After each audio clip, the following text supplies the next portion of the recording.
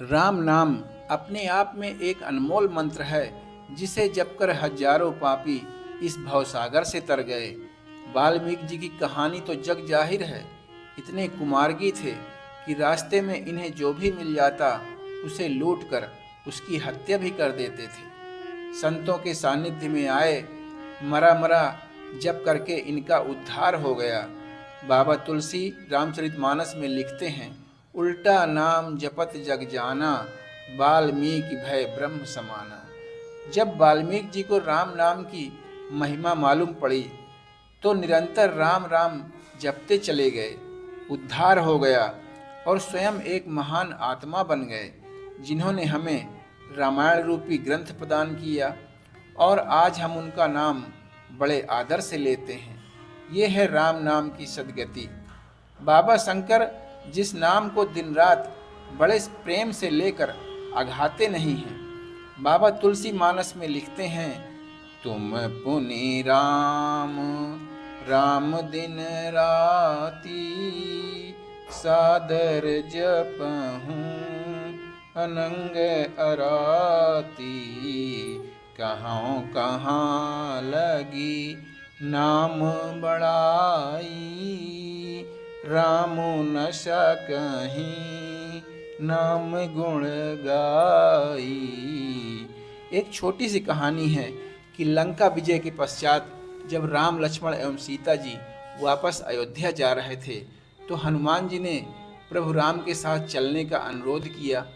हनुमान जी ने कहा, प्रभु मैं भी आपके साथ अयोध्या चलना चाहता हूँ तथा वहाँ रहकर आपकी सेवा करना चाहता हूँ। प्रभु ने कहा, ठीक है चलिए।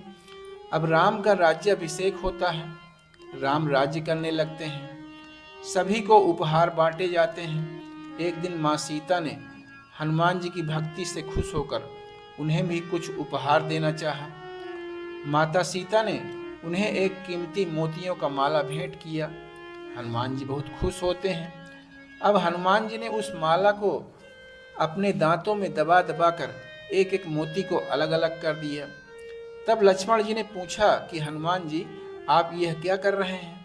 हनुमान ने कहा, मैं प्रत्येक मोती को अपने दांतों से काट कर यह देख रहा हूँ कि इसमें राम का नाम है कि नहीं है।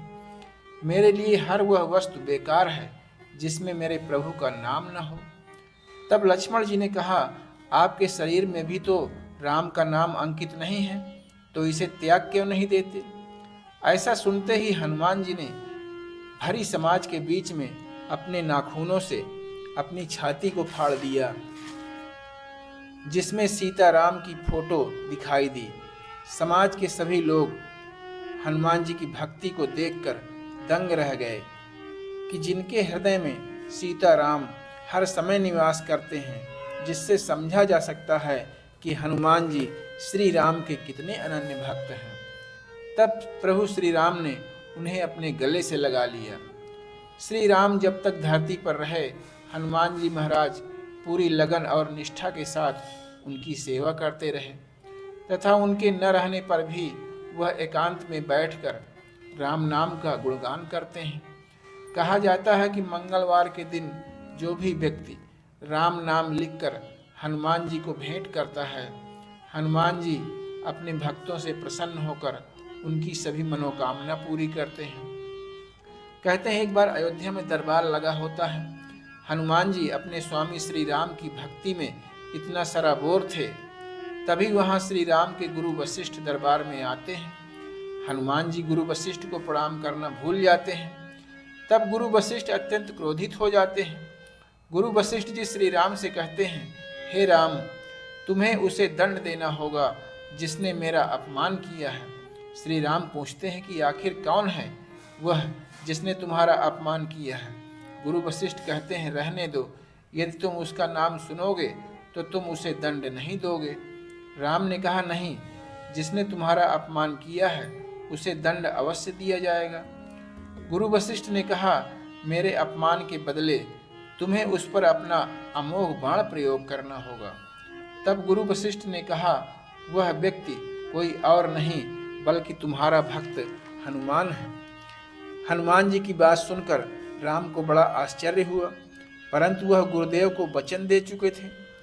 तब राम ने अगले दिन संध्या काल के समय हनुमान जी पर अपना अमोघ बाण चलाकर उनको दंड देना चाहा।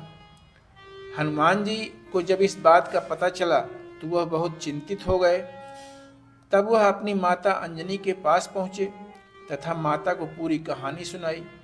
माता अंजनी ने कहा, मुझे भगवान शिव ने एक मंत्र दिया था। ये मंत्र है राम नाम। इस मंत्र में इतनी ताकत है कि राम तुम्हें अवश्य माफ कर देंगे। तब हनुमान जी तुरंत वहां से वापस चले जाते हैं और सरयू नदी के किनारे बैठकर राम राम का जाप करने लगे।